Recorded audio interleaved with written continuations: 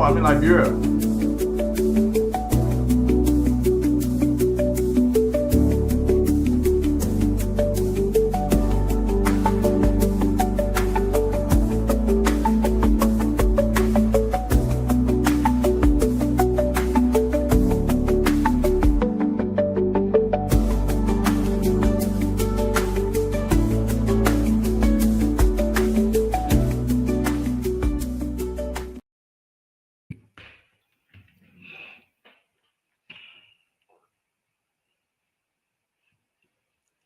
Good morning. Good morning. I can't hear you. Good morning, good afternoon, good evening. Can you hear me now? I can hear you now. Good morning, everyone. Good morning, Ava. Good morning to you on that side in Monrovia, Liberia. I see that Right.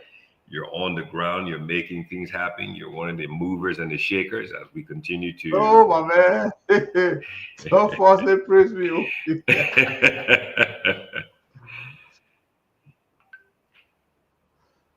What's going on today? So somebody telling me the show is not on. I don't know whether they're correct or not, but I believe we are on. Let me just check and see from my phone whether the show is on. I see that you're on Facebook. I see it there on your Okay, but then I'm fine. Once you see it, I'm good. Yes, I see it there. We're good. All So right. how's everything going? How's your trip been going so far? What's the topic for today? What are we talking about today? Let's kind of introduce the folks and let everybody know what we're talking about today so they can Don't kind of ask get them ready. Don't ask them my trip before I family on things here prematurely. But anyway, I want to say good afternoon to everybody. Welcome to this edition of Business Talk. We are excited to, keep the show going, to have back our partner like we did 2 weekends ago, Mr. Elkanah Philips. Today's show is really about how we can unpack all these different projects. We get these IT projects, how Liberians participate or don't participate. How do the projects really translate into jobs for Liberians or even sustainable jobs, right? So it's important for us to recognize that digital transformation is a necessity. But we want inclusivity. We want Liberians to be included in this process, especially Liberians that are capable to be a part of this process and lead the process, even from our perspective, as a matter of fact. So it's just important that we talk about it, we get to understand it. Hopefully some of the IT experts in the country will be able to come on and join us and share some of their thoughts. But we know that over time, we can clearly pinpoint technology jobs in a sector, especially those that are derived from, funding from our own loans for the most part, because a lot of the money in the tech sector is money that comes from loans. Some of them are granted, but the primary funding for this stuff is our loans. So we got to see how are those loans working for us, whether we are being included intentionally, because if we don't do things intentionally, Liberians will always be excluded. It's just the reality of 100%, 100%, 100%. So where are these, contracts going to? Who are the beneficiary? How do we see that impacting our technology landscape, right? Are they multiplying software development? Are they building more networks? Are the data centers really hosting all government data? Is there e-governance that is facilitating the different processes and making service delivery better? Those are the kind of questions and we need to ask. And then when there's deficits now, then we look at how can things improve and how can we really build the skill set or the entrepreneur engagement that makes this thing Liberian ownership. And that's what we need. We need to own this process and really be a part of it. So that's, my opening on this. I just want to say, for those watching, we say welcome, thank you, share the show. We know these kind of topics, a lot of people don't gravitate towards them because they're not at a certain level, but these are necessary topics for our country, for us to move governance, for us to move the private sector, for Liberians to really be a part of building the economy. Akina? Yeah, you hit on the topic today for the show is very, very critical. Like you said, digital transformation for every emerging economy is a very, very important part of the foundation, right? So when you're building when a developing country is going through transformation in many aspects with regards to the youth population, whether you want to call them youth, those who are 18 years and older, between, let's say, 18 to 35, that young population. Then you've got all of those who are in 9th grade, 10th grade, 11th grade, and 12th grade, moving towards a university level. Digital transformation is a major, major part of the entire mixture, if I can put it that will be made into this cement, that will be poured into the foundation of this country, this nation, this economy that has to be built to this 100-foot, 200-foot, 500-foot skyscraper that has to stand on that foundation. So until the understanding of the role of digital transformation, what role it would play, what role it has to play in the country's future, and what role it would play in job creation. So you're a project manager. You cannot look at this thing as a single issue. You got to look at it holistically. And I think that's where the challenge is when it comes to us in Liberia, from the leadership all the way down. We're not looking at things holistically. We're looking at things as individual items and not looking at it as, you look at one link on the chain as opposed to looking at the entire chain of things. So, and that's where I think we're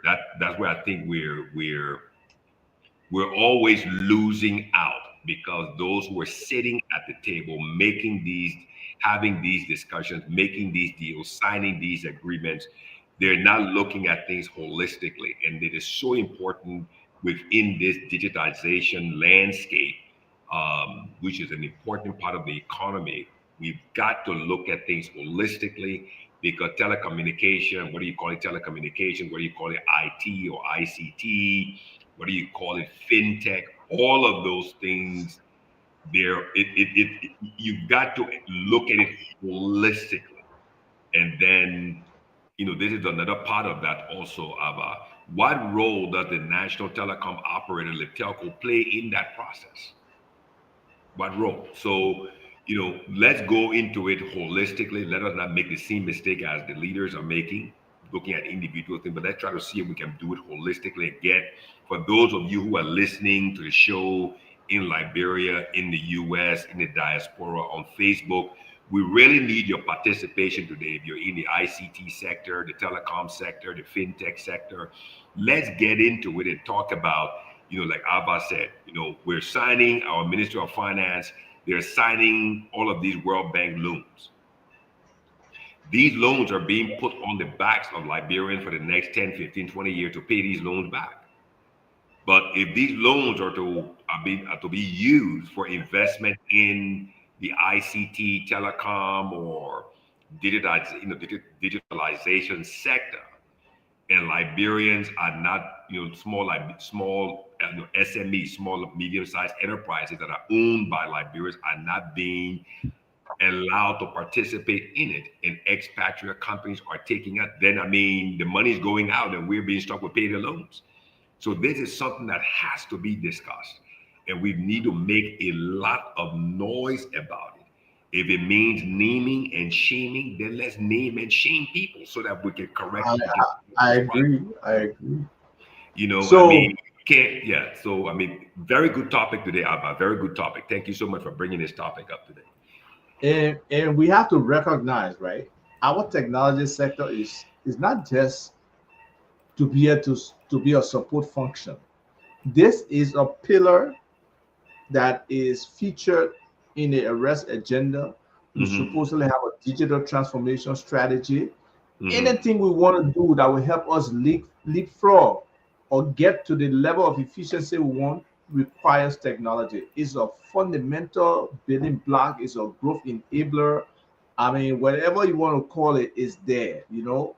And we have been having tens of millions of dollars flowing, whether through donor, whether through government ICT contracts, but we can't see that strong sector.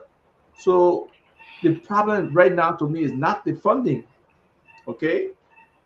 It's the structure, the Mhm. entire structure, whether from the financial, the procurement, the actual implementation, the accountability, the sustainability, all those are factors, you know. And unfortunately, the dominance by foreign firms in this space, while Liberian firms just stay on the periphery, affects everything. And we have to be honest with that. With Liberian firms, So, the so money will still here. The jobs will still here. There will be circulation. You know, we've talked about the dollar circulation before. When the IT sector is not even hitting the ground, mhm, mhm. it's just turning around and going That's up exactly with most of these foreign firms. in the atmosphere. In the atmosphere, that's exactly right. Yeah, it's what they come And you running know, to do a dead you mentioned something very important there, right? You talk about the arrest agenda. Is an important part of the arrest agenda. So let's look at the arrest. Let's take every letter in the arrest agenda, right? I believe the A is for agriculture. Am I correct? Right? right. Okay. So what role is this ICT, telecommunication, all of that going to play in that agriculture sector? I mean, the whole supply chain depends on ICT, fintech, and all of that. So the question is, you know, just in the agriculture sector, is ICT, telecom, fintech, all of that being looked at holistically from just on the letter A, the first letter in the arrest agenda? Is it being looked at from that perspective? Again, what role is Liptelco playing in that sector? Because again, when you do this whole ICT, telecom, technology, uh, uh, uh, uh, uh, digitalization, transformation, the LTA, the Liberia Telecommunication Authority, all of those two entities there, one being the regulator, one being the local, nationally owned telecom operator. What role are they playing in that? What role are they playing in there just in the agriculture sector? Then you go to roads. Roads are very critical for ICT sector. Why? Because the roads provide a right of way. If you're driving from the airport to Monrovia, what do you see on the right hand side of the road? You see all the telecom poles. You see the pole that Orange ran their fiber backbone from Monrovia on the poles along the road. So the roads create the right of way for fiber backbones to be built. So again, you're back to ICT, telecommunication, digitalization in this space. The roads play a very important role. Then you talk about rule of law, the justice system. How are And you you going to know, you connect the talk about courts? you talk about the roads and you talk about the telco. We look at the AID, the arrest agenda, you know, for Mm-hmm. inclusive development. Development, And yeah. I just searched the word digital. The word Mm-hmm. digital is in that document 161 times. But Okay. is it being applied? It's 161 times. That's the question. So we say on paper is there when it Mm-hmm. comes to actual implementation, impact, inclusiveness, institutionalization, all those I's, there's a lot of limitation and a lot of things not happening the way they should happen, you know. So we really, when we talk about digital economy, we should really mean it. When we talk about communication technologies, we should really mean it, you know. It's not a joke. Digital transformation is serious. It will leapfrog our country in so many different ways. You were just asking in terms of the agriculture sector. Have we identified all our farmers? Do we have all the farms geo-referenced? Do That's we it. understand the value chain? Where are the players located? You know, what is the output? Where's that data that drives decision making? That's what technology will do for us. Technology will facilitate, you know, or better hands-on management of the sector. And that's what we need to really bring to the table and look at. And just, hopefully these kind of discussions can spur more people thinking on how we can use technology to do things better. But the key thing is Liberians have to be involved in that technology revolution. Because if we're not, there is no sustainability, there is no downward flow to other Liberians in terms of those people in technology, the services and work that they want to buy from other Liberians. So it's really about how that money circulates in our economy, which is not really happening now from a technology perspective. And I will try to find a video also from one of the major um, technology companies in the country. The CEO, Mr. Vivian Jones, was at a program where they were launching the LPA scheme. They did the application for the LPA scheme, and his Yeah, commentary was very enlightening.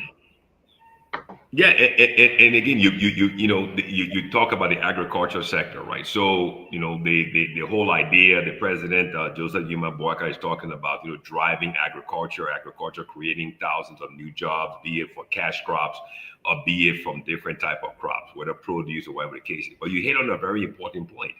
Data. Data is what everybody looks for. Data is what attracts investors. Data is what stimulates growth at every level in the value chain. So you mentioned a question, right? Every county, we've got all these counties across the country. Who are the growers? One, what are they growing? What is their output? What are they harvesting? When you look at agriculture, you got crops that you plant, and then you got livestock, poultry. You look at the amount of poultry pots, chicken pots that are imported into this country compared to the amount of poultry farmers in the country. We could save millions of dollars on importation by just investing strategically in each of the counties. But again, you need data, and that data needs to run on a data infrastructure that is deployed across the country. Now, let's go on another point. On the data infrastructure across the country, it's not even owned by the government of Liberia and the people of Liberia. You got two mobile companies, both of them are non-Liberian companies. One MTN out of South Africa, and then you got Orange, a French-based company, the mobile arm of French Telecom. They own the telecom infrastructure that spans the width and the breadth of this country.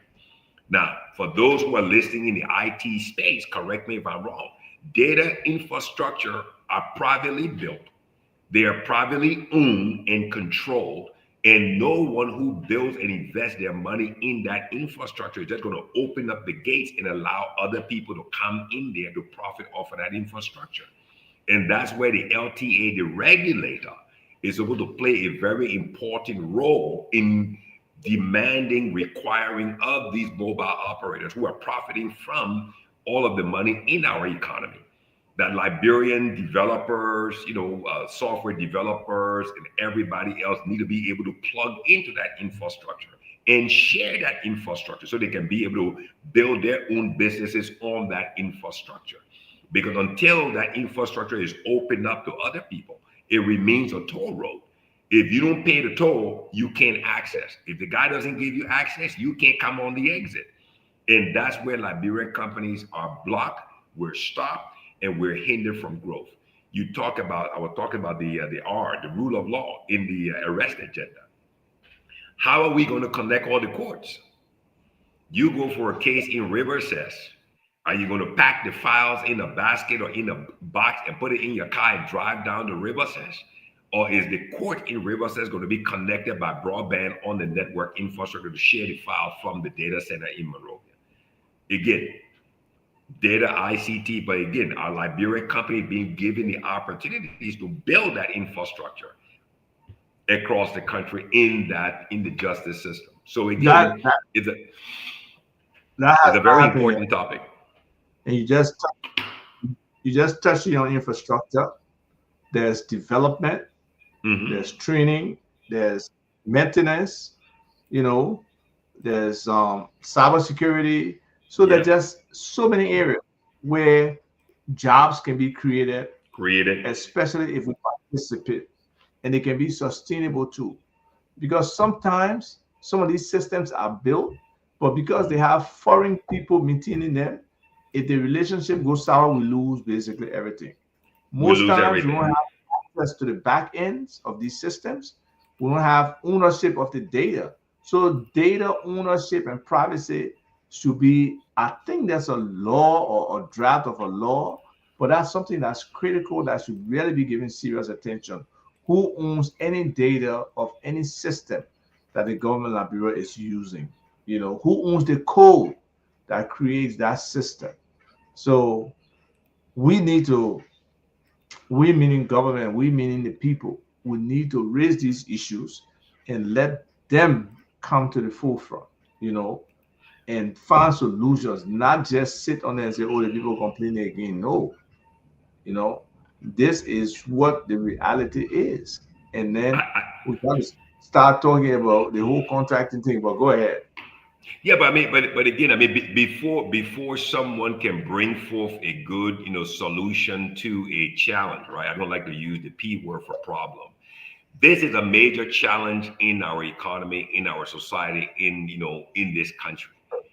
Liberians have to be, we cannot just be people who buy tickets and go to a game and take a seat in the stand.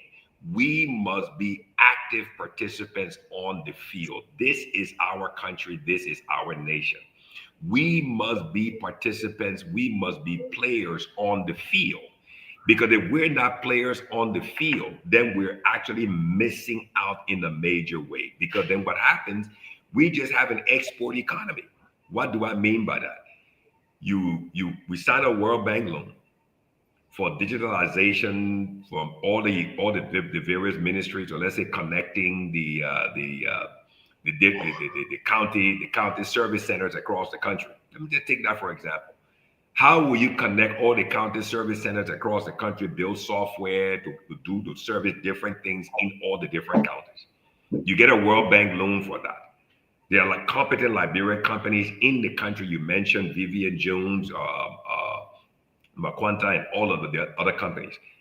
But then that World Bank loan, we have to pay this. It's around our neck now. But then the folks who work for the World Bank in Liberia create a process where Liberian companies are invited to participate only as a formality, because you need 5 or 6 bids and you need to have Liberia participants.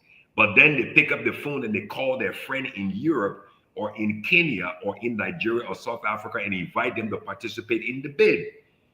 And then when the bid is done, they selectively, purposefully, intentionally, and deliberately select a company for their friend from the US or from Europe or from Kenya or from Nigeria or from wherever else and give them the contract. In Liberia, and to say, well, you weren't capable, you weren't able, you didn't have the experience.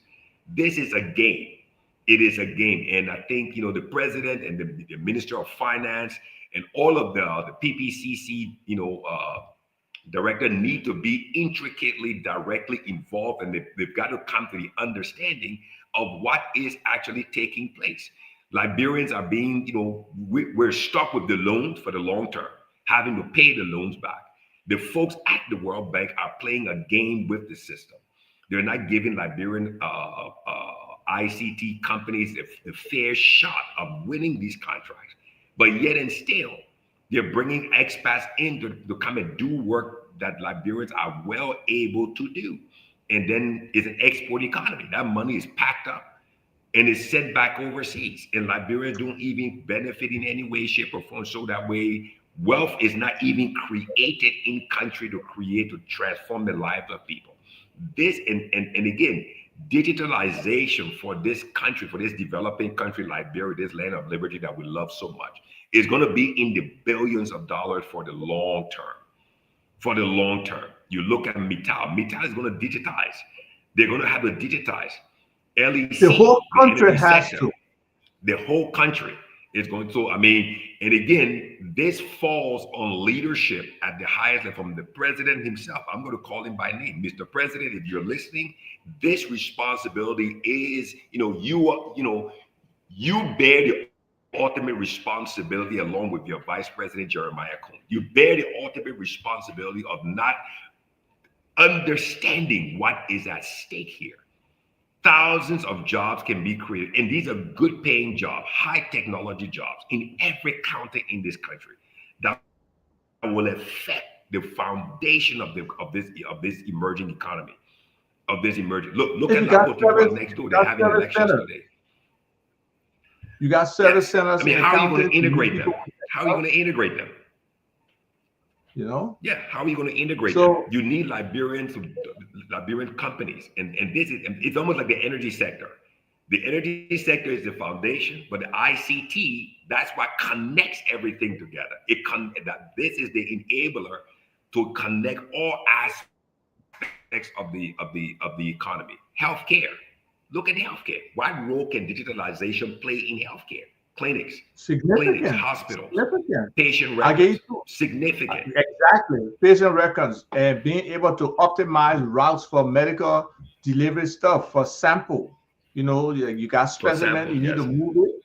You need a technology system Testing, to do yes. it. Yeah. The data Yep. in healthcare is huge. We It's just huge. created a software that can georeference all the different medical facilities, all the wells, and it can be an infrastructure data portal. But it can be used for everything, everywhere, but specifically for healthcare and just for the key things like health, water, all those facilities. And you can look at it and you can layer it and even tell how many hospitals, how many schools, how many clinics, how many little small medical facilities, how many pharmacies, how many diagnostics, networks are in a certain area.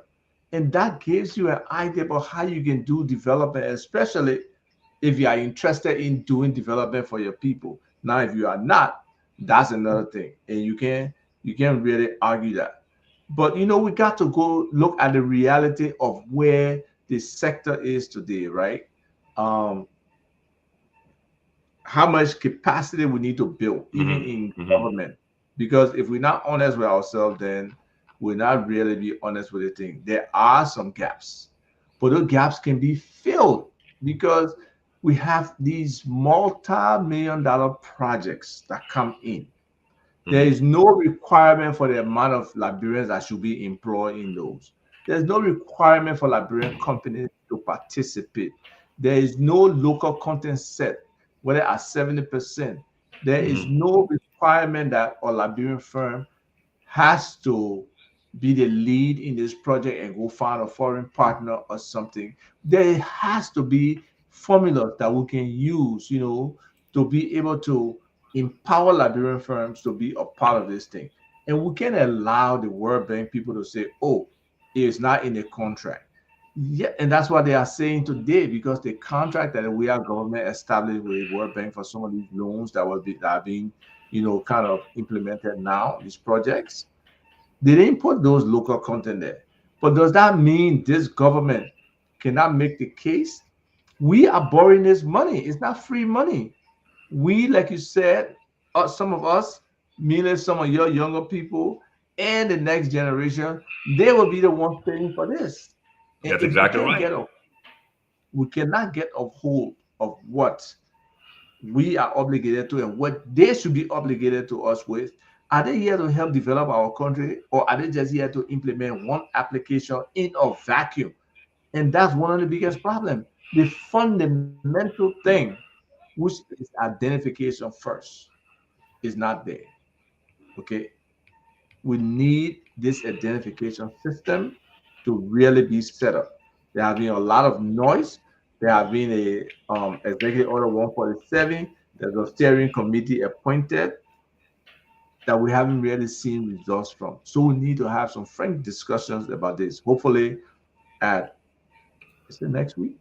Yeah, next week there's a digital Liberia week that's being organized by the World Bank that will have some platform and stuff. So I encourage all Liberians to watch it to see what is being said. How does it jive with reality? What will be some of your thoughts? What will be some of your suggestions as to what direction we can go? How do we, build up our expertise here and build up the policy, because that's what drives it. That these people don't just run outside for foreign firms that they may have connection with to do that. The way they structure the contract, okay, or the requirements.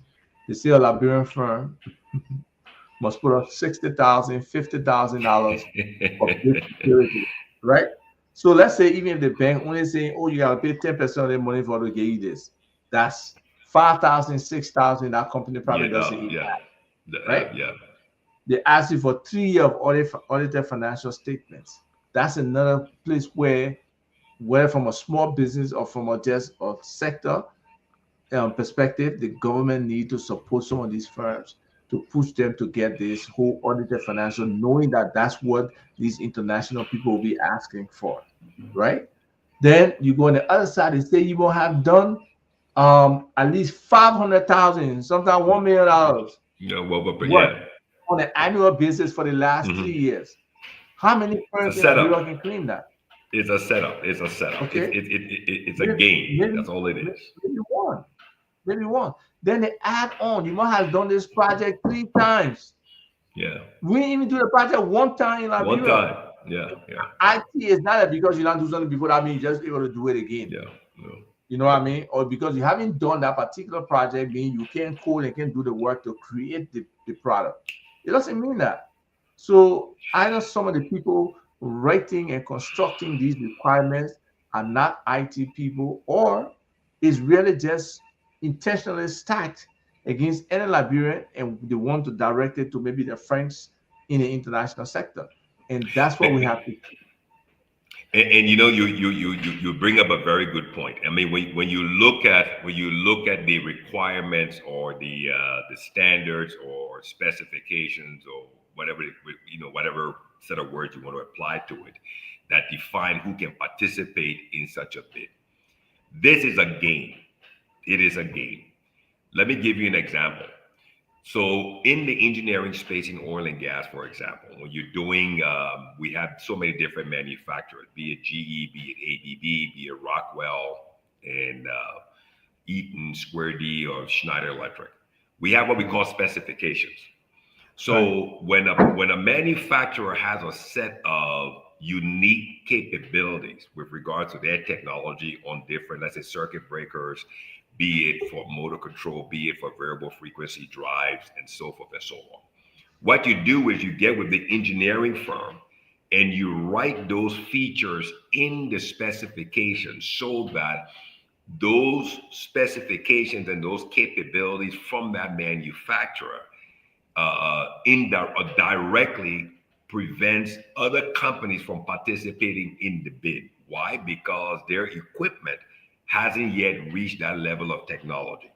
So it's almost a surety that that bid package coming out for, let's say, $8 million for a data center will have the Schneider Electric gear written to these specifications that the Eaton, that the GE, that the other companies cannot meet those specifications. So that way you lock the other guys out, and then you force all the contractors to come to that manufacturer whose equipment has been specified. And there are people who are uniquely hired, trained to call on or visit these engineering firms to get those things in the specifications. Okay, this is what's happening. And the sad thing is, again, just like the energy sector, we Liberians, our leadership, Mr. President, if you are listening, Mr. Vice President, if you are listening, Mr. Minister of Finance, if you're listening, this is what's being done. We're being played simply because the right people are not participating in these discussions, and these guys are talking over your heads. They're talking over your heads, and they're setting these things up for their own companies. So that way we're left to pay the loan for the next 5, 10, 15, 20 years. They come in, win the projects, maybe not hire a few Liberians, and then our Bureau of Immigration give them work permits to work in our country and pack up the money and ship the money overseas. This is what's happening in the digitalization sector, the technology sector, the ICT sector, the telecommunication sector is so rich for a developing country that thousands of new jobs will be created. New infrastructure needs to be built. New young people have to be trained and then need to be hired for all of these firms that are going to be set up across the country. And this is a sector that's going to translate into what? Let's bring politics into it. It's going to translate into votes. It's going to translate into votes because the people who will lose out on these jobs are these young people who will become voters in the next 4 to 5 years. They will become voters in the next 4 to 5 years for the next elections. So if the right things are not done, if the right strategies are not put in place, if the right people are not brought on the teams to sit down to participate in these meetings so that Liberian local content participation can be made from the onset into these agreements, we're going to lose out a lot. The other thing I want to highlight here, let's name and shame. We Liberians in government who have decisions, okay, we're strategically positioned to make decisions on who to get some of these projects. We just have a disdain or dislike for our own. We would prefer to go to Ghana and bring a Ghanaian firm to do a contract in the building, in the ministry, as opposed to hiring a local Liberian firm. It's deliberate. It's intentional. This needs to stop. I can give you one direct example. One direct example. We're killing ourselves. We're killing ourselves. We are. We have been engaging the Liberian Land Authority. Land is one of the biggest issues we have in the country. It may be the next chaos, the next source of chaos. Yes, exactly. High chance that it will. We have been engaging the Liberian Land Authority. Like 2018, 2019, I think the We Are government gave this group called Medici Land Governance.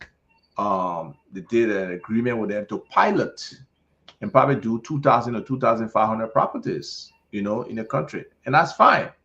Pilot, develop your system, show that you can do the work and do the work for us. We need that land cadastre. We need a land administration system. We need a land information management system. The totality, the entire ecosystem need to be managed. Fine. They failed. They had 5, 6, 7 years. They haven't done anything. Okay. We've been behind the LLA for the last 2 years. Give us the opportunity, sign an MOU with us. Let us pilot an area. Let us build this system. Zero. And every time it's like something new that they don't understand where we're coming from. They don't understand what we're talking about. They understand. They understand. Let's name and shame Abba. I mean, let's not be politically correct. All of a sudden we hear that they are signing an agreement with a Korean company. There you go. Initially in our discussion, the Korean government was bringing money. Now, this Korean company is coming to go look for money. Can we not look for money? Can we not even sacrifice ourselves and build this system and say, let's do the same PPP that you want to do with somebody else, do it with Liberians? I can't understand why we don't appreciate each other for our technical expertise, our ability to do these things, and the fact that being Liberian and doing these things will make it work. We have engaged the surveyors because the first module that we're looking at is the surveyor submission system. We have basically built that. But again, you need the legal authority, the Liberian Land Authority, to be able to collaborate with and work. You've done projects before. The source body has to be engaged when you're looking at all the different requirements and trying to satisfy them, get the policy documents to make sure you have everything perfect. You need them. You need all the different types of deeds from them. You need what kind of content has to be, the requirements in terms of content on the deed, your process flow. And if you don't have that MOU to back you, that you can engage them in this constructive manner, yes, you can build a system, but the alterations and the modifications that will have to come afterwards will be too many. Sometimes it may even break the system. So that's why that's needed. If you can give it to a foreign firm, we don't have anything in place today, give it to a Liberian firm too and say, okay, let's see what you can do. You're making all this noise. You prove yourselves. And that's the opportunity most Liberian firms are asking for. give us the chance to demonstrate we have the capability. The thing here is this, Abba. Money change hands. Let's call it what it is. For some reason, we Liberians don't want to do business with other Liberians. This is it is a sad reality. It is a sad reality that's killing the growth of our economy. I personally will not say all Liberians, because there have been people in this government who have been open. I don't know about the last government. I definitely don't know about Ellen government. But specifically in this government, there are some real pro-Liberian people, but they are in the minority. There are really pro-Liberian business in this government, people who want to support and engage Liberian companies to do the work that we can do, because they know at the end of the day we are paying these loans back. That's exactly if some of that money is not paid on the ground, I mean, even you take some of the Chinese companies that right now, Chinese people that are in the country, some of them doing labor work. Why? Yes. Why? And you know that you hit on something so important. I don't know if the president, the vice president, the minister of finance, and all of these people understand. There's a game here. The guys come in, they get dressed, put on nice suits, fly in, come and sit down and have a conversation. All they want is an MOU or a contract, right? Create the image that they're competent, that they're capable, that they're able to do these things. But all they need is that piece of paper, because they can't get the funding without an agreement. So yes, we are being used. That's exactly right. We are being used and exploited because of our ignorance and lack of understanding that we are being used in this way. Because that same agreement, that same MOU given to your company, you can go right there locally to the banks, sell your idea to the banks and get the funding. And that would be a holistic Liberian solution there. The money comes from local Liberian banks. Or even fellow Liberians. You know how many people have trouble with the land issue?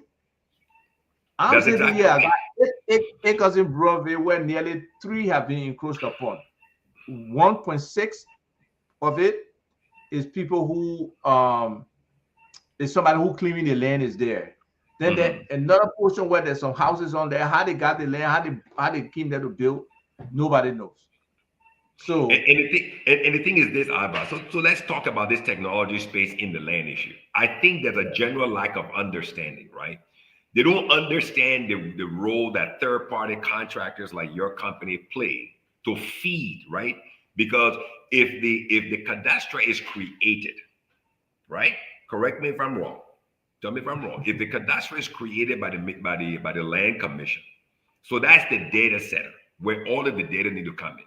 Then you, as a third-party contractor, be authorized by the land commission to go and do this work and do what? Upload the data and put it where? In the land cadastre, so that everybody has access to it. Correct me if I'm wrong. Correct me if I'm wrong. Okay? No, you're right.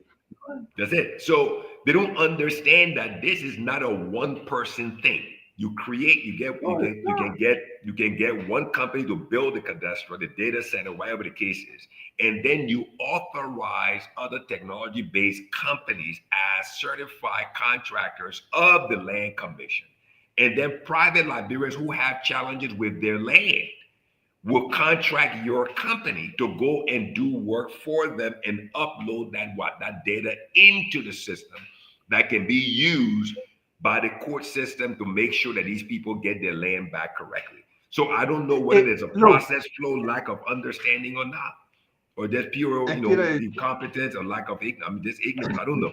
I mean, it's just like you sitting in the back there with us as we're doing this. So in my case, we had to set the example, and this shows how an effective dispute resolution system can be built.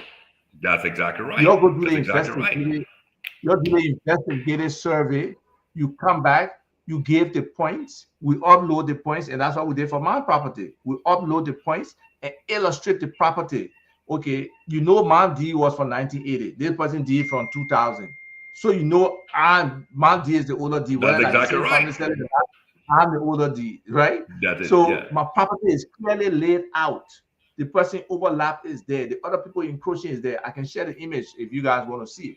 But it's just so, well, for my mind, it's simple. but maybe for other people it's complex. But these are opportunities for us to resolve a lot of these issues, you know, where it could be binding, making it binding for some things to happen. But we cannot let this land thing go on and on. If these people can be very successful, I'm happy because it helps me too as a landowner. It helps other people as a landowner, right?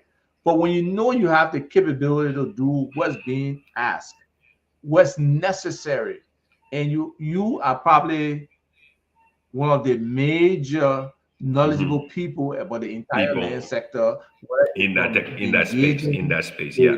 the lowest, exactly lowest person to the highest people, and also, okay, what you bring to the table in terms of understanding how the courts work, how LRA work, that integration with national Hmm. identification and with the land authority. You know, you got to bring all those four pieces together.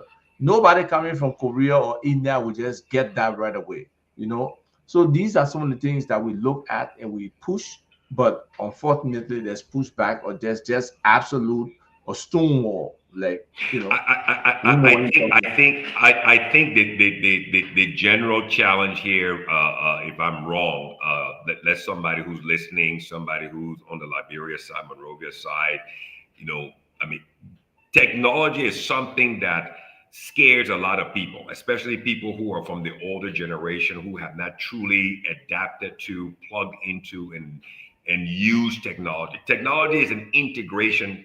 It is a tool that integrates. You just made mention, right? So when you talk about the Ministry of Justice, the Land Commission, LRA, I mean, everything, the archives, everything, the technology that you guys offer will be able to integrate and move information between these various entities, the departments, ministries, in a seamless fashion. So one of the challenges that exists is that we have this mental block that we Liberians have not yet grown. We have not yet elevated to the level of actually doing these things. And we've got this challenge of accepting the fact, easily accepting the fact that expatriates, foreigners can do these things better than us. And this is where I firmly believe this challenge is. And I think the president himself, the vice president, the two people who actually sit at the apex of the organogram for the leadership of this country need to be the ones highlighting this issue, mandating this issue that Liberians be given first choice, first opportunity in implementing these projects. Because how then are Liberians going to become more experienced? Who better understands the Exactly. working of the government of Liberia? Who better understands We some should guy from Korea who comes off the plane that you got to teach him, educate him, show him what to do? It's a sad thing. it's very sad. It's You're gonna very bring a sad. guy from you're gonna bring a company from Ghana. So you got your $20,000 kickoff of they were put in some Ghanaian bank, and you put the guy on the plane and you bring the guy to Ghana. Now you're gonna teach the guy how the Ministry of Health works with the Ministry of with the different hospitals, and how the ministry. You're gonna have to teach the guy 3 months all of that, whereby you have competent Liberian companies in country that could do this integration in shorter time at far less cost. But simply because you didn't get a kickback, you resist your own people and you give it to somebody else who packs the money and haul the money out. This is not right. It's not fair. We're That's what killing really, ourselves. really We're good to say. hindering Really, ourselves. We're preventing our growth, our development, and our economic prosperity and expansion. We're killing ourselves. We truly are. And the technology space is so important.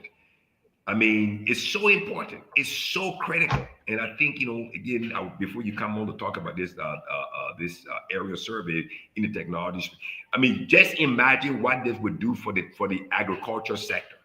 Just imagine what this would do if the Ministry of Agriculture contracts your company as an authorized third-party contractor to go and survey rubber farms across the country, and mandates all rubber farms need to contract your company, right, to survey their farms so that the government of Liberia can have, and through the Ministry of Agriculture, can get a total land coverage or land acreage of guess what? grown planted rubber.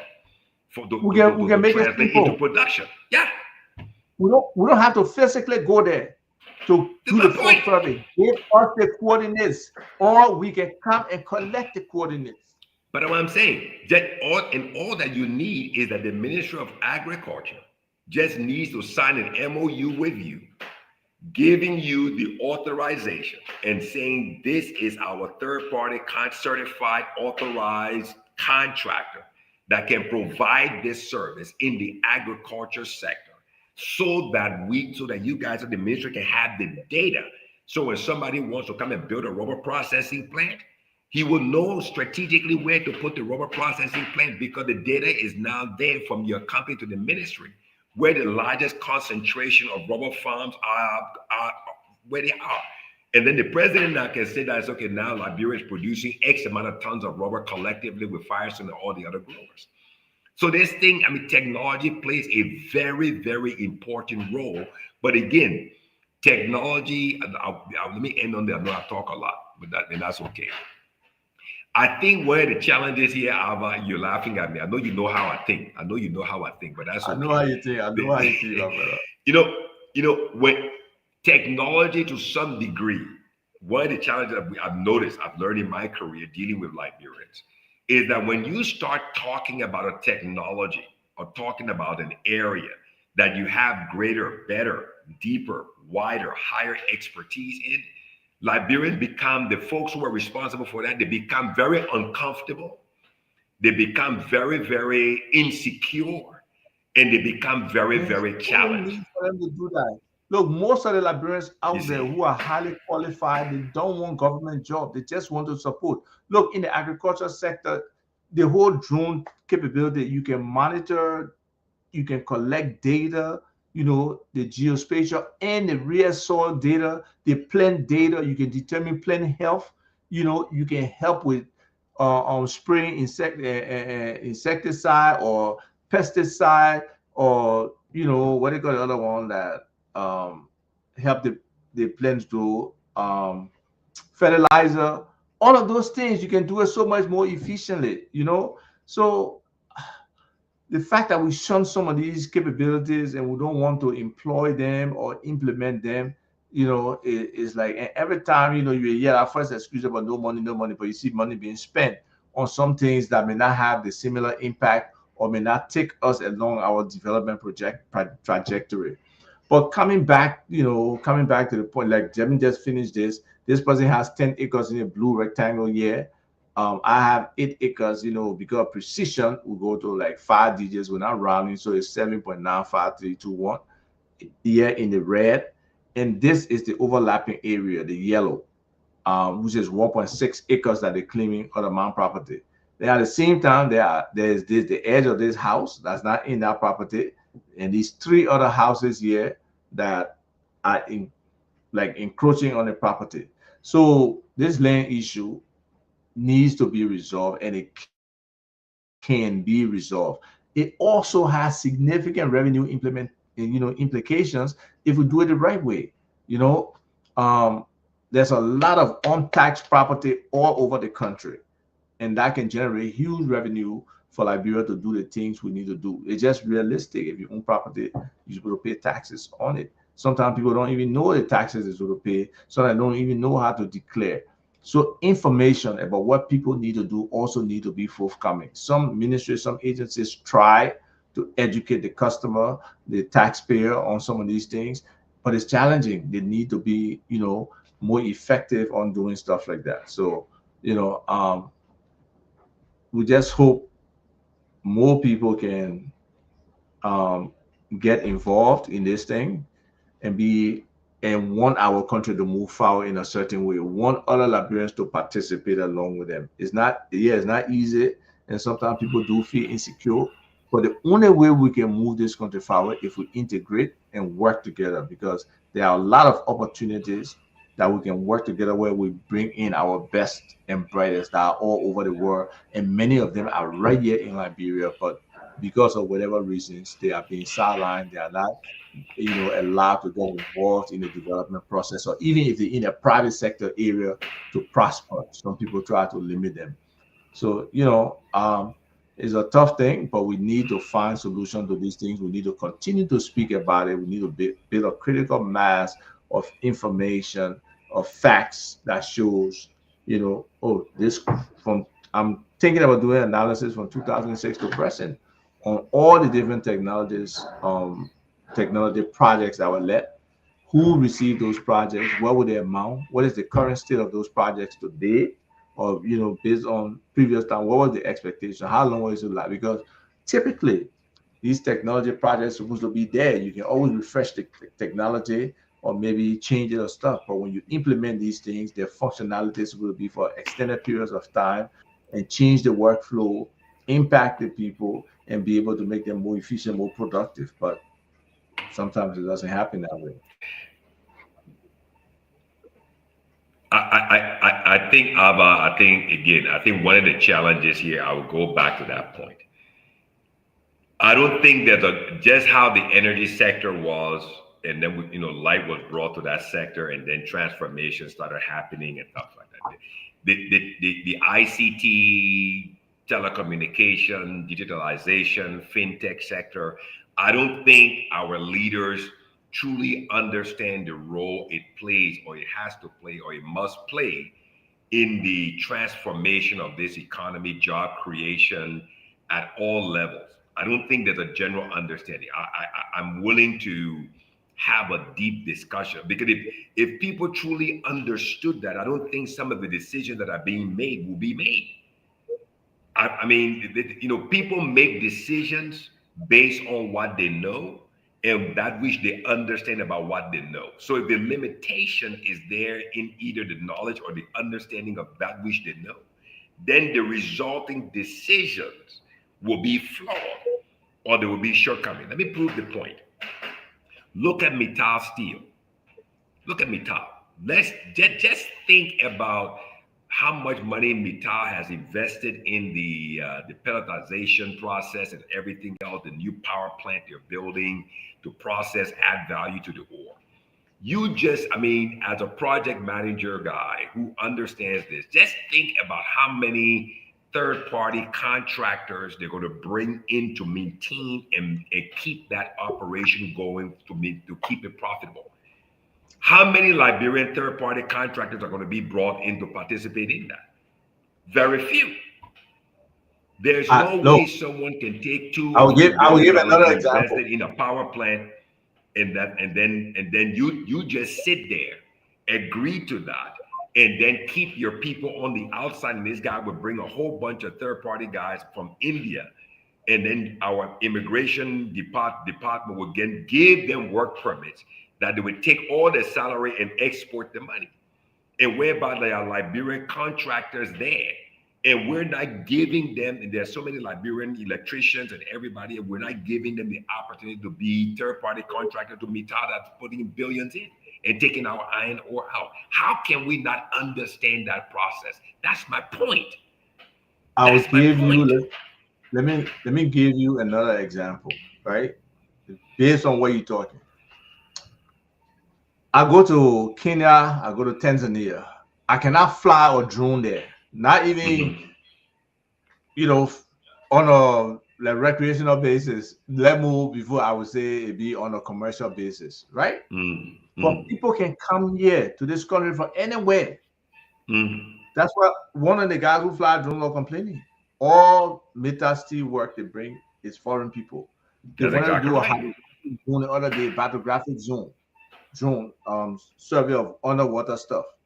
We apply for it, no response, nothing, no feedback. Yep. Right. They're not going to get another group came to do Africa Energy they want to put like 250 maybe more megawatts on the St. John River at different points. Cataracts. On the cataracts. We call them cataracts. Yeah. Okay. We applied, we won the first stage and was in final, right? Maybe I'll get a teaser to say your year over me, but you're getting win. Exactly. Yeah. Right? Yeah. Now the call. Yeah. And then what happens? Zero. We just got dismissed. We asked, help us understand why we can't win this bid. What is the issue? They refuse to even communicate with us. So those are the kind of challenges that Liberian firms are facing. And unfortunately, it will be there until there's some affirmative action from the people who are in power. I will give you another example again based on what you just said about the different kind of opportunities that can be in these kind of situations. So let me share this call for expression of interest from what they call the people named Ivanhoe Atlantic. We know that HPX, they're coming, they want to invest in our country. So look at the different jobs that they're talking about, right?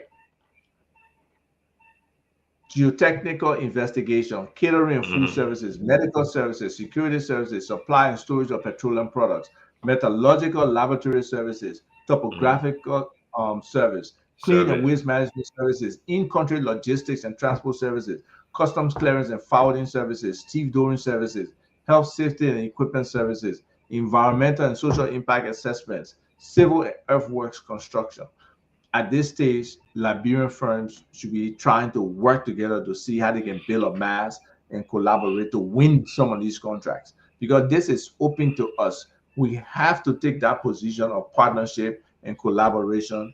But we can still compete. But let's try to partner and collaborate that we meet the minimum requirements for some of these positions and be able to get them. Because we can't let them excuse Liberian firms are not qualified or competent to win these bids. On that point, I disagree. I have to respectfully disagree. Well, that's the beauty of freedom of speech. And my point is this. My point is this.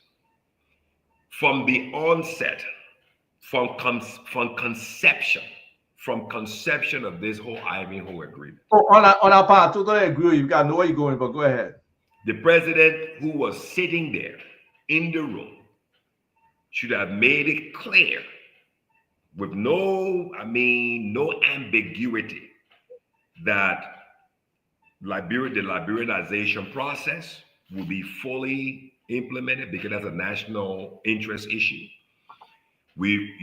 I'm as the president of Liberia, this is the people's natural resources. I respectfully agree that you need all of these services to effectively operate. However, Liberians must be given first opportunity. So even if there are no Liberian firms and you want to bring in a foreign firm, a Liberian firm must hold the majority stake, 51% of that joint venture company that will be created to provide these services, so that Liberians play a major role. Because at the end of the day, like I said, this is a game. It is a game. You want Liberians to participate in the bid to say that you give Liberians the opportunity. But there's an intent, it's deliberate, it's purposeful, it's already planned out that you only want them to participate, but you're not going to win because you've already decided who the winner is. Because again, it's the same thing in oil and gas. People think, right now we're signing all of these production sharing contracts. People don't understand that when you're doing either oil and gas, be it on land or offshore, the money is not in the oil. The money is in the services aspect of getting or producing the oil. That's where the money is. All of these services, you look at all of these services. That's to feed the people on the rig. That's exactly right. For the people on the rig. Those are big money. That's exactly right. The same thing happened when Madam Ellen Johnson Sirleaf got on the helicopter with Ambassador Greenfield, and they flew out to the Chevron platform. And when she got there, she noticed that there were no Liberians, they were all Ghanaians, because they forgot to understand that the services on the platform are part of the contract that you didn't even review, understood, or nor sign off. You just initiated and it was written where it would be subbed out to somebody else. So again, if you don't have the right people in the room, being part of the committee who truly understand the business, then whatever lack of knowledge, understanding that you take into the meeting, you're going to sign a bad agreement. Guaranteed, you're going to sign a bad agreement, and you can't blame a company for being responsible for something that you, as the president, should have been responsible for. This is my point. All of this should have been done from the onset. Liberians companies first. Why? Because we have a Liberianization policy. Liberians first. Why? Because we want Liberian participation from the onset. Even if because it's our country. because it is our resources and we want the wealth to be here. The money is not in the iron ore. Understand this. The money is not in the iron ore. Do you know how much electricity energy that Ivanhoe will need to run that facility? That's where the real money is. Do you understand how much food and everything else that will have to be done, the services aspect? That's where the real wealth can be created. We're not talking about making money. We're talking about creating wealth so that that wealth becomes part of the foundation of the building of this country, improving life, transforming the economy. You see, and you got the wrong people. I'm not saying that they're bad people, but they've got limited knowledge. And then they have limited understanding on the limited knowledge that they have. And they take this limitation into a meeting unprepared, ill-prepared, not prepared, to sit with people who came fully prepared. What do you expect the outcome of the meeting to be? A flawed, bad, terrible agreement. And Liberians will be the losers of it. We would end up being on the losing end. And what Ivanhoe would do, they would bring in all of their own third-party contractors, pay Liberians $300 or $400 a month, whereby they're paying the expats $5,000 and $6,000 a month, $60,000 or $75,000 a year, and pull the money out. I'm happy that the agreement have been ratified because I believe we need a multi-rail user and stuff like this. But I truly believe that a country plan should be reflective of Liberianization, like you said.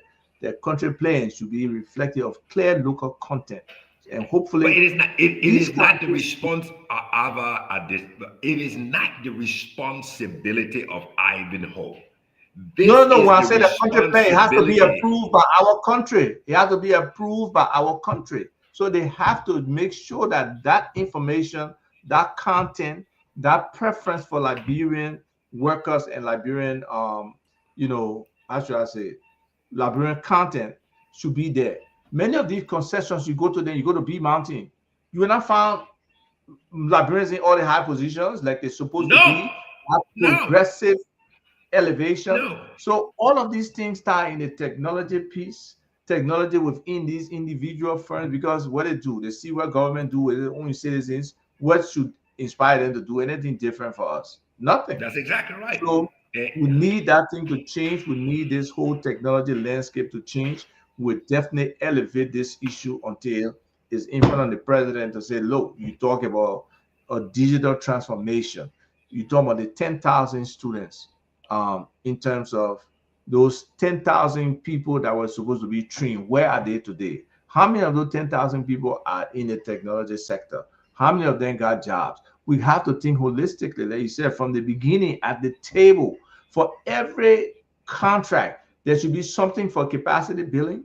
There should be something for the students. There should be something for job creation. There should be something for Liberian companies. It should be spelled out. There is no reason why you can't really break down every aspect of every contract to ensure that there's empowerment built in for Liberians. There's involvement built in. There's the potential for them to even get rich. Nothing wrong with other Liberians getting rich. But some people count each other money. We should not be the way that we operate, especially the people who are gatekeepers, the people who are in government. They should be supportive of Liberians achieving and being successful. Again, like I said, I mean, I think the only political point I would make on this for those who are listening is that all of this would translate into either gaining votes or losing votes. The young people's future is in the balance here, because the young people are going to be the ones who are going to be affected for the long term. You're 18, you're 20, you're 21, you're 25, you're 30. These concession agreements are 30-year concession agreements. So if you're 20 years old now, last time I checked, 20 plus 30, that's 50. You'll be 50 years old and the concession will still be there exploiting our natural resources. And if the right plans and strategies are not put into place today, You will be an old man still impoverished in your own country, and your natural resources help to build another country. And this is what we're talking about. So, the president, the vice president, the minister of finance, and all of these people bear direct responsibility on how these agreements are made. If you don't understand, pick up the phone, look on Facebook, find the right people who you can talk to, gain some knowledge and some understanding, and take it into the meeting. These things have to be decided before, not after. You cannot leave building schools, clean water to companies. No, that's not their responsibility. It's not their citizens. And that's the guys why are capitalists. some of the presidents in Africa are saying, give us the money, we'll build our own schools, we'll build our own hospital, but give us what we deserve, us these deals for the fullest. Don't come say you build school for and build a little shit for our people. We don't need that. So hopefully, for this person question, how can I? Yeah. No, okay. Before you answer this guy's question, how can I find a original land deed and uncover the truth about property that was only owned by 3 brothers who are all deceased? Now, children of one of the brothers are claiming ownership. Well, if you said it was jointly owned and they are all deceased, but now one of the brother's children claiming ownership, then you got to either go to the archives, which is Syndra. Unfortunately, I believe something happened recently with a system where they lost all data that supposedly they had done. They had scanned all the ODs to see if there's a copy of the deed. They can do searches for you, but the thing I don't understand is, I don't know whether the search is indexed or not, because they make it sound like the search is manual, like they only just scan those things and have it there. They gotta go check what a microfiche machine or something for each one and go through. So I don't know what that project that was supposed to be able to scan all of these and archive them, what it did. But again, this is the point right here why no deed should be archived. There should be nothing about archivable deed, because that property is living, is on this ground in this 43,000 square miles. And somebody will want to go there and claim it and live on it. So that deed is always alive. That perspective has to change. We can always have the records there for deed. And that's why the cadastral is so important. And the technology of it, Liberians possess that capability. They possess that technology to make this happen. They just need a collaboration and a partnership. It's better to give them the opportunity with this memorandum of understanding. It's not a contract. And they go fail, you can say, oh, the people that may be more, they say they want to be a part of the field. Yeah, the Korean people there, they don't pay the system. That's fine. Okay, that's competition. But you have to give Liberians the opportunity to either demonstrate or to fail. There is no way, just like you have a child, you don't give your child the opportunity to fail. You want them to be very successful, but they will not always be successful. But you have to give them those things they call success factors. The nurturing, the opportunity to learn, the materials that they need to learn, the time that they need to learn. You think if you're working your children 24 hours a day, they will have any time to go to school or learn. That's why we cry for the children in the street selling market, because the kids need to learn. So there's just so many different things that having technology. I say sometimes someone like a kid with a bucket on his head, that could be one of the top future engineers in the world. It could be this, if given the opportunity to just sit down and do homework and learn. We got untapped geniuses in our country that we're not even trying to identify. There's no aptitude test for some of these young children that could just be so, from an early age, they can just specialize, knowing that they just have the ability for math or they have the ability for science. And sometimes some kids know some things from before. I mean, you can see some of these young geniuses they were born with it. So it's possible some of our children are born with those same gifts.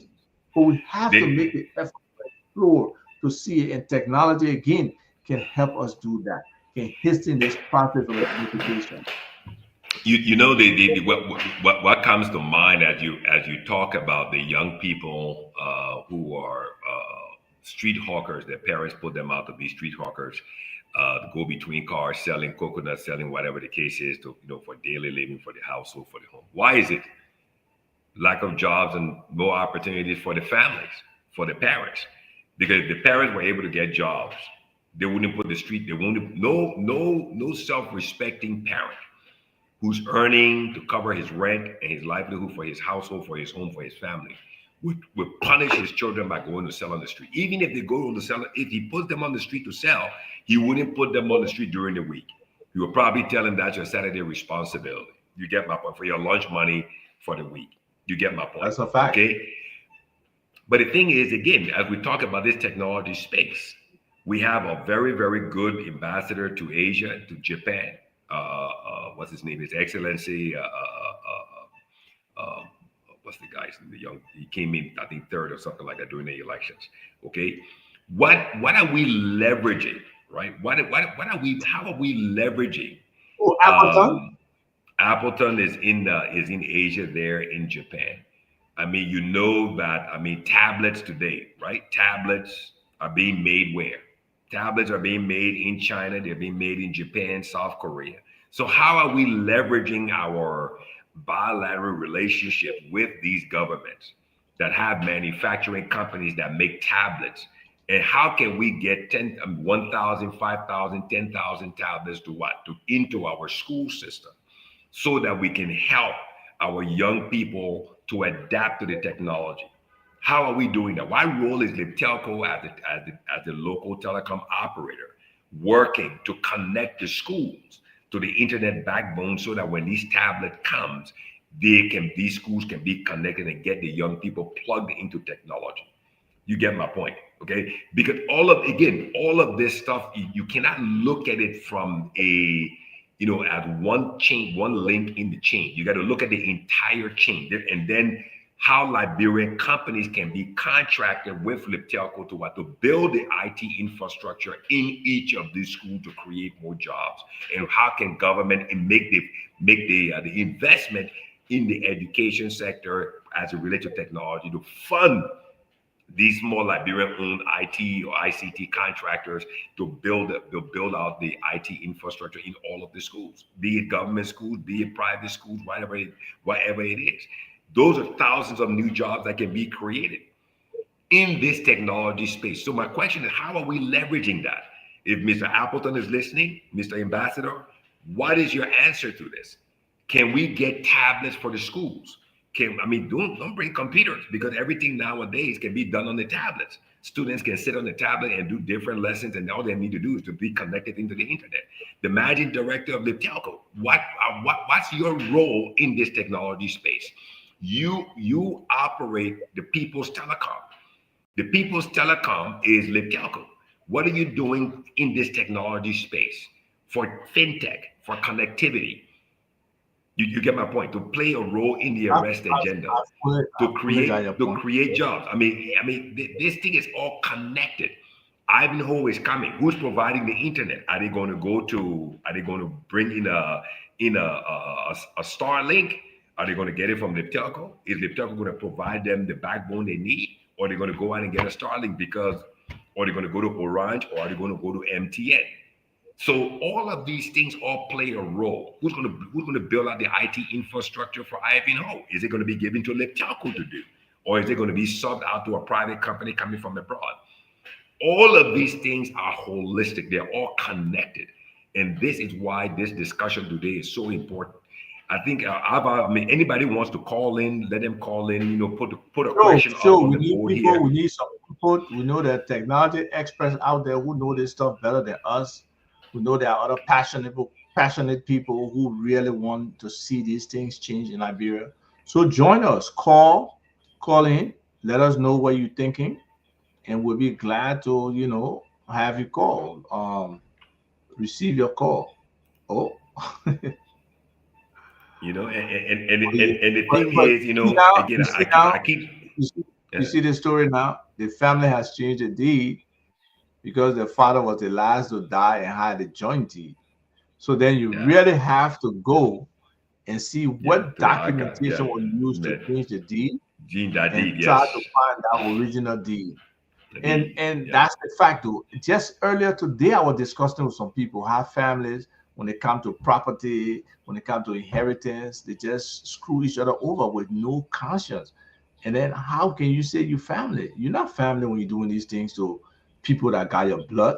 It just sometimes it's so sad, so unfair that we can't settle some of these things through dialogue, through just being reasonable and say, well, that my pa brother, son, daughter, that my pa sister. So let all of us try and work together to see how we can do this as family. For people just wanting to just be about themselves all the time, they are the one, and most times things will not work like that. So hopefully, it doesn't have a successful nor a fruitful end. But again, I mean, call in. I mean, I'm sure there are people out there in Liberia. There are people in the U.S. who are looking to go to Liberia, invest in the ICT, telecom, fintech sector, create jobs, build their own companies, provide services. Hotels need to be connected. Hotels need to be connected to fintech. Hotels need to be connected for people to be able to pay with their debit cards. All of those opportunities are there. But again, Starlink is pouring into the country. People are buying Starlink. Why? Because local operators are not reliable.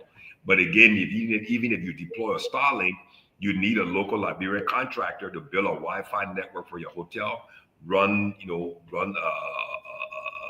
Cat 5e cable through your hallway to put access points so all of your guests in your room can have access. Break it down. You got smart TVs for streaming coming into all the rooms that will connect on Wi-Fi. So you still need Liberian contractors. So there are tremendous amount of jobs, even in IT, ICT, telecom, in the hotel sector, the tourism sector. Then you go to the courts. You still need. So again, Liberians are looking at places that they can contribute, they can invest, they can participate. And I think the ICT sector is one of those sectors that's truly, truly going to grow. It is growing. But again, Liberians need, the bully pulpit, the president and the vice president to drive these things when these big companies are coming in for local Liberian content, so that Liberians can be on the forefront of providing all of the services, including ICT services, telecom services, not just the private companies. I mean, not just the MTN and Orion, but Liberian companies themselves, so that wealth can stay in country. Can still in country.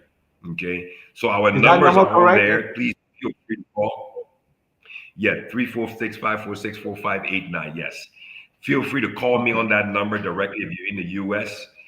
Feel free to call Ava. He's on the Liberia side on WhatsApp. I'm on WhatsApp. You can call me. Yeah. Or if you look, I'll put you on speaker. I'm on local number. Yeah. But I think again, that's a big issue. That's a big opportunity in our country, and we're not exploiting it. And we Liberians, we really. But again, from the political side, I know you're a political animal by nature. But I think this lack of thinking and lack of leadership in job creation in the various sectors of the economy, especially in the energy sector and the telecommunications sector, I think it's going to translate into either gaining votes or losing votes in the next 4 years for elections.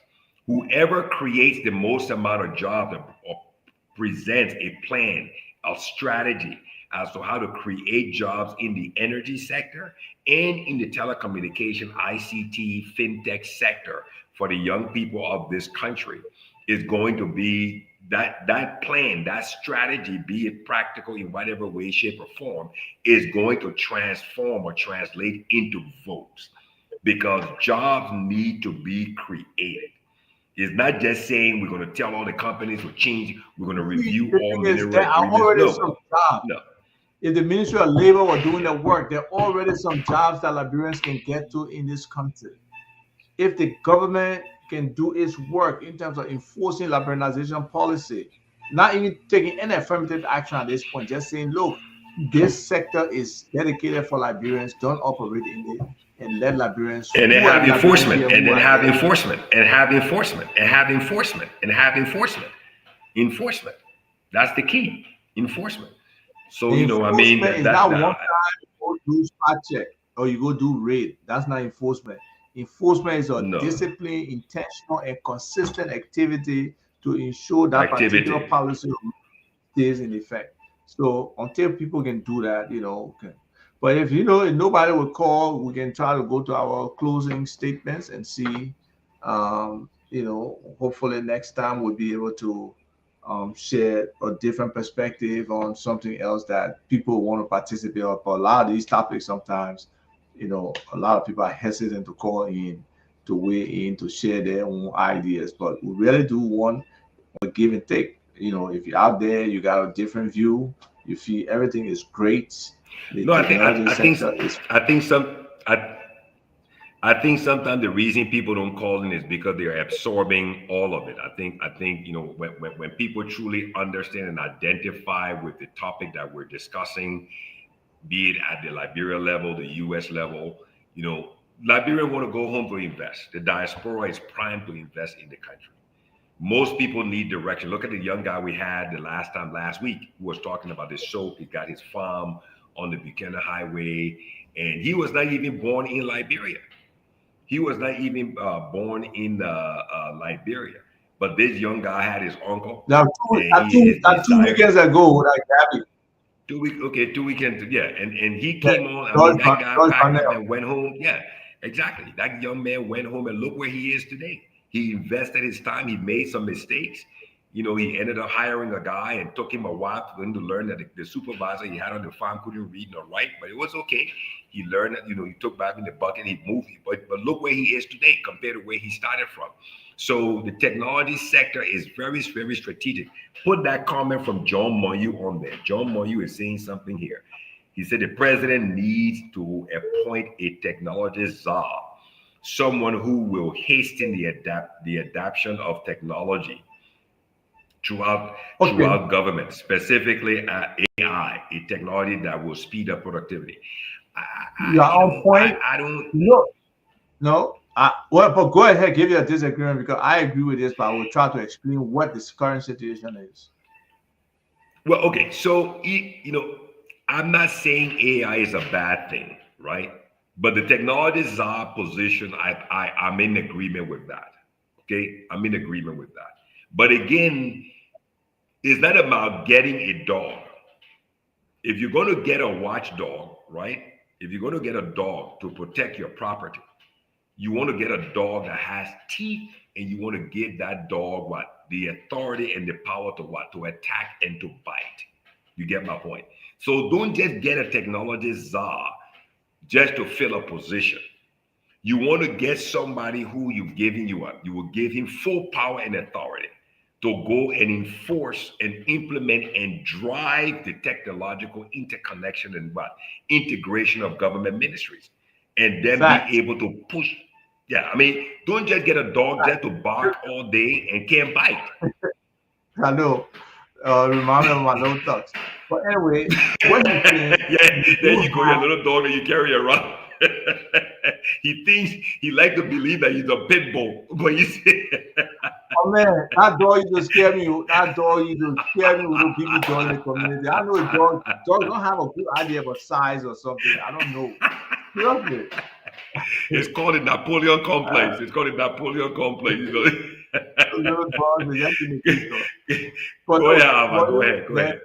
There's a chief information officer for the Republic of Liberia. His name is Sheikh Sharif. He's actually under the Ministry of Posts or Telecom, which is messed up, right? He needs to be in the mansion, like you said, with the teeth, with the full authority of the president, all these kind of issues. He can sit down with the president. Okay, this man did talk to you. This is the issue. These World Bank contracts that are working for us, we need more Liberians here. The tech sector, we need to support. We need to do this. Look, Mr. President, there's a national identification thing that OSD or whatever company that was not a contract would need to find, or probably a Liberian led or just Liberian consortium that can build this. Because we have many Liberians who have dealt with this whole biometrics and all that kind of stuff, can build systems who can do this, Mr. President. He can be willing to even put his job on the line for some of these things. So until he gets to that point where he can get, oh man, the man who asked me a question here, then you calling me when you know I stay on the show. Maybe you want to talk, let's get in the opportunity. But without coming focus on his private here, we're having the show. Daniel. Hello? Yeah, we're on the show. What you got to say? I was calling to ask a question. All right, go ahead. Ask a question. Yeah, so you guys are saying the right things this morning, but my question is, first of all, I have a poultry farm in Liberia, in Birmingham, and I've been facing a lot of issues with fever. But let me ask you first, why is it a but? You say we're talking good thing. If you say but, then you must say some of the bad thing we're talking. Just make your point. No, I like what you guys are saying. Mm-hmm. That enforcement is the thing that our government is not doing. Mm-hmm.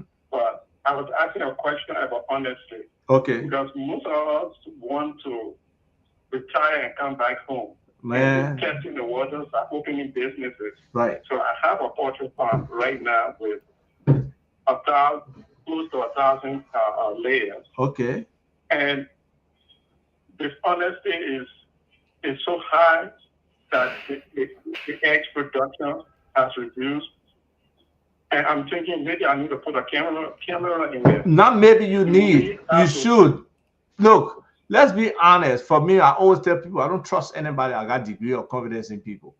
If you have already had a theft experience, you already have a theft experience. So you know it's not going to stop until you do something. What are you waiting for? You got to put it there. Period. You know, and some people say trust but verify. Yeah, like government can trust and verify because they got the time to go after the fact and verify. I don't have the time to verify, so I'm not trusting.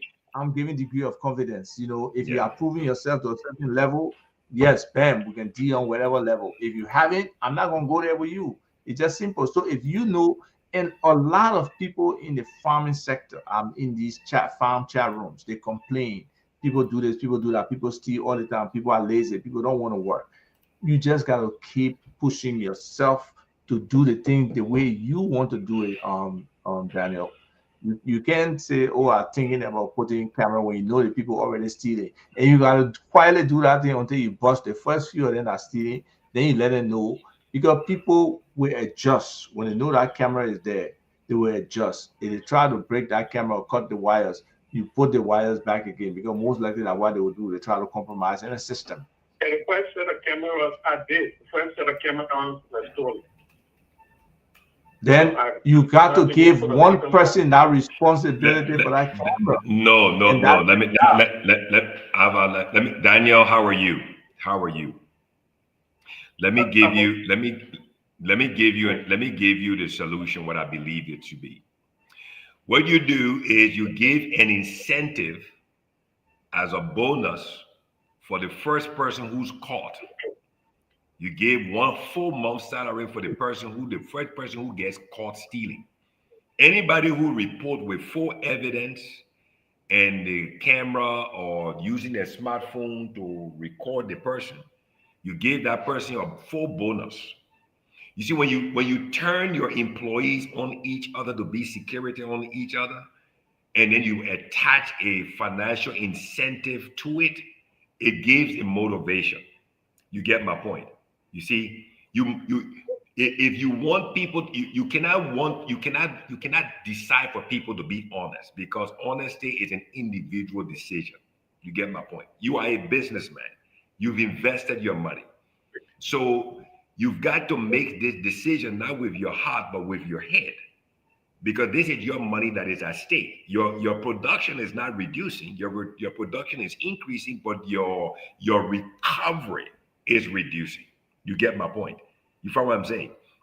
So what you do, you give a 1 month salary bonus to anyone who catches someone who steals, and you will see what will happen.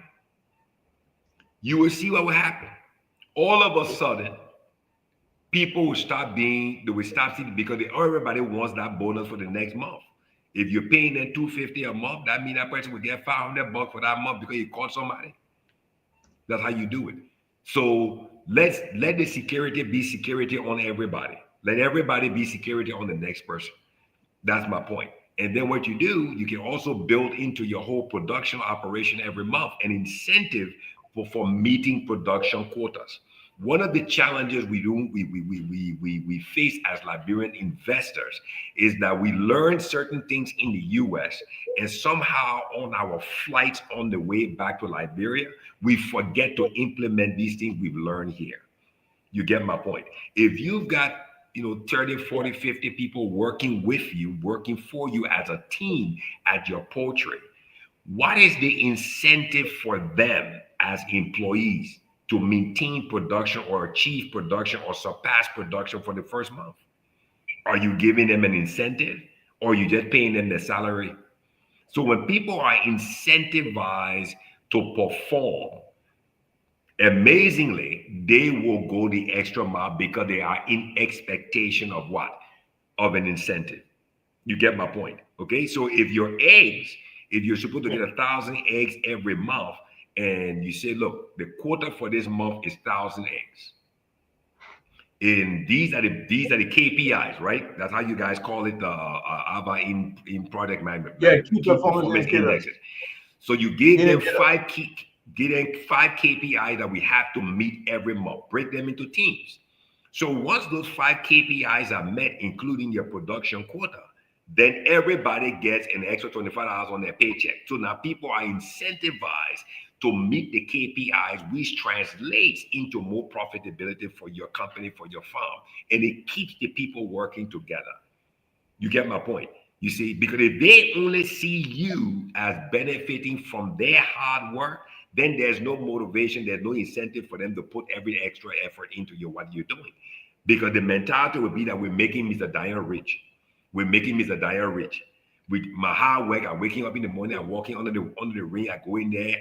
That man, he can't eat his big guy, he's sitting in the back, my children are in school. This is my point. So you've got to, and again, that's why when we work on the US side, we have monthly meetings, cadence calls. We work as a team. All of those expertise from the US, you've got to bring it back because you are a private investor. This is your money. This is not government money. You got to show a profit. Government doesn't have to show a profit. So you got to really put things into this. That's my advice to you. That's my recommendation. Thank you. You got enough free advice. Next time you got to bring in money. Okay. So thank you. We'll talk later. We'll talk offline too. No problem. Yes. Yeah. So I think it has been a good show. I think we brought some attention to this issue of the technology space and the position Liberians are in. We even extended it into other areas in terms of Liberianization and more local content in concessions and stuff like that. So, if you got your parting words that you want to share with our people, please do so, and then I can come in and we can close the show.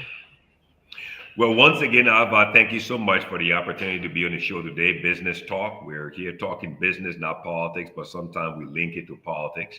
The topic today, job creation and opportunities for Liberian small businesses, SMEs, and Liberian contractors in the ICT telecom space in Liberia as it relates to job creation, contracts, World Bank contracts that are coming in.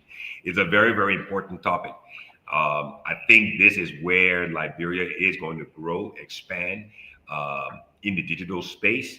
And I think young Liberians want to participate in this space, but leadership from government, the president, the vice president, and those who are signing these World Bank contracts and these foreign investment contracts for mineral exploitation in country need to truly focus on Liberianization, Liberian participation, or local content participation for Liberian contractors in the ICT space.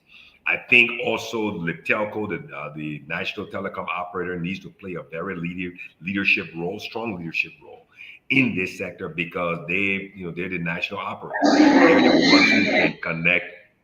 They're the ones who can connect different government ministries, and this needs to be looked at as an integrated approach. And I think that this sector is going to also translate into both jobs and into votes in the next coming elections, because young people are more adaptable. Young people, you look at Facebook, you look at Instagram, and everything that surrounds the young people, it's all in this space. Mobile money, fintech, all of it is all in this space, and it's something that's adaptable to the young people. So I think job creation, opportunities, Liberianization, diaspora investment in the technology space is so critical for our country's growth and development and job creation. So thank you so much for all of those who participated with questions, those who viewed and looked at us on LinkedIn, on YouTube, and Facebook. Thank you so much for participating in the show today. Ava, over to you.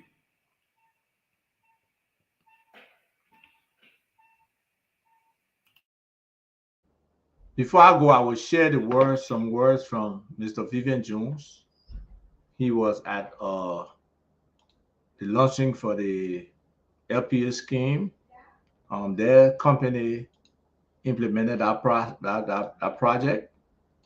So let's see a few excerpts from him, because it's important that people see what some Liberian companies are doing. And let me know if you can hear sound, please, because sometimes the sound doesn't come through. Let's start from somewhere here about the 1 minute mark. Can you hear? Can you hear? It's also deployed an online management learning system for the Ministry of Education in 156 public high schools throughout Liberia in all 15 counties. The solution brings learning resources to students with no access to the internet. We are here to make a difference. Our partnership with the CSA ensures long-term sustainability with deployment across the 15 counties. Using biometric and mobile technology, Returner is introducing a solution that eliminates fraud, introduces efficiency, and ensures data security at every level. We are also, by extension, playing a major role in reducing the use of cash, goods, and services.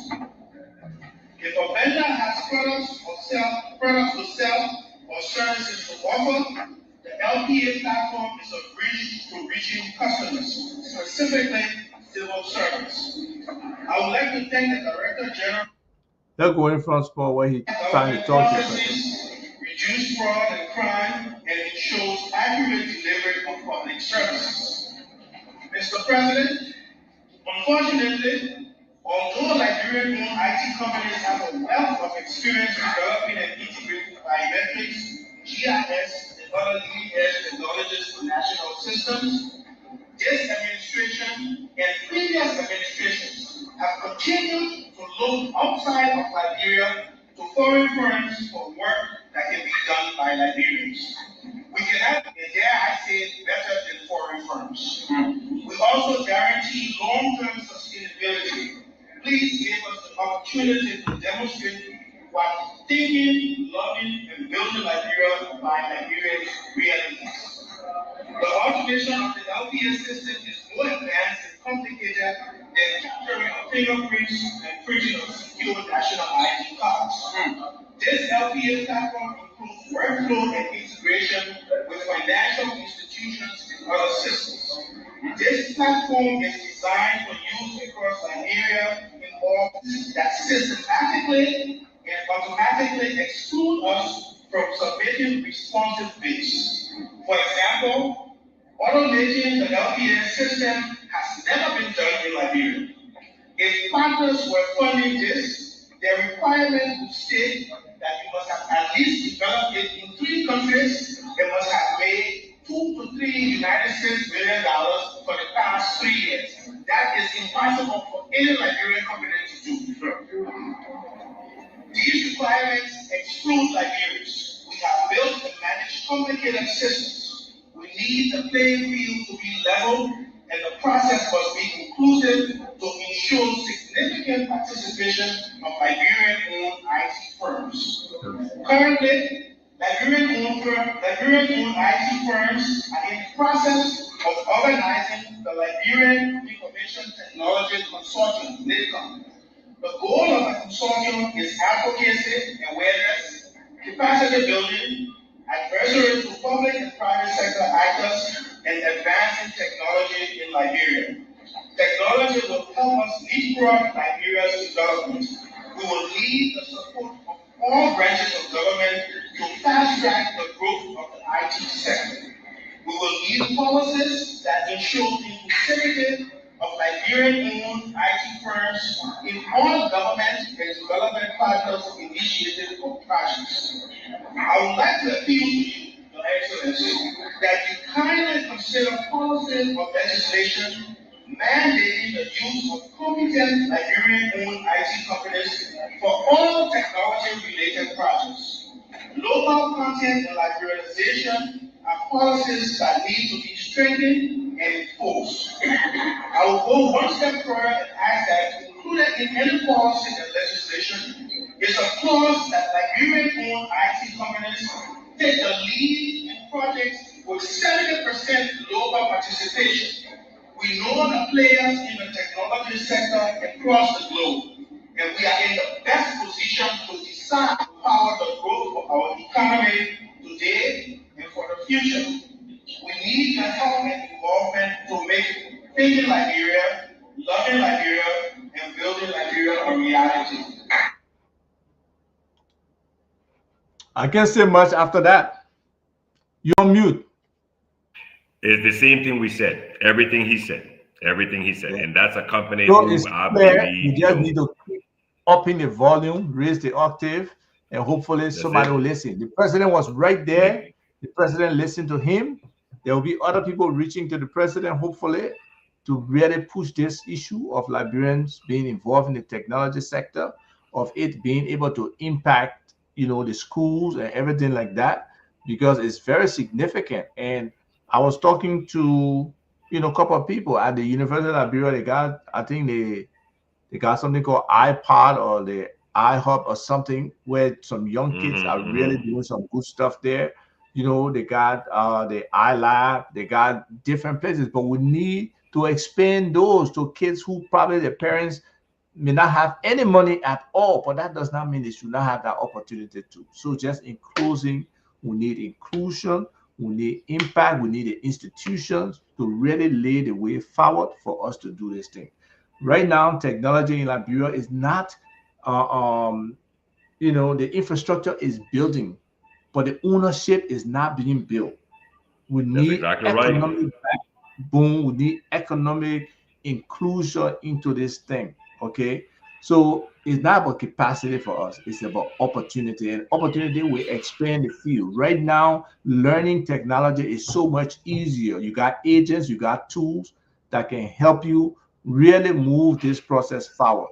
So, like he said, we need the Liberian firms to be the lead implementers with 70%, not perpetual subcontractors. We need to ensure that when the foreign companies are here, that technology has to be transferred. It must be enforced, it must be contractual. It should not be optional. We should own the data, we should own the code, we should own the back end. As a country, the implementers should not own it. So how the government write these contracts is very critical, and definitely, definitely we should look at the government really letting the local contractors have the opportunity. So thank you. I think understanding is key, brother. Understanding is key. If you don't hopefully understand it, the message will reach to some people. But we want to thank all of those who stay with us and were part of this show. We really appreciate it. A couple of people text me and say we're listening. Yes. Share afterwards. Other people can. That's the beauty of these shows. They are recorded. You can go on YouTube, or you can go on my page, or you can go on Love FM page, and you will see this stuff. Yeah. No, I agree with you, and that's something that this is very critical what he's saying, because sometimes you need to break down things for people and show the tangible impact where it has happened and how it can happen here and what it will do for him. He has embraced technology. In my mind, the level of technology activity in this country under Joseph Boakai is more than we saw before. But let it be purposeful, let it be intentional, let Liberians be involved, let the expertise transfer, and let him understand, like Manju is saying, how significant technology is in enhancing productivity. And I will end with this. And I will end with this statement. It's funny, but it's serious. Technology is more than a smartphone connected to Facebook. Okay? Peace, people. Take care until we see you again. Have Bye-bye. a great day. Bye-bye.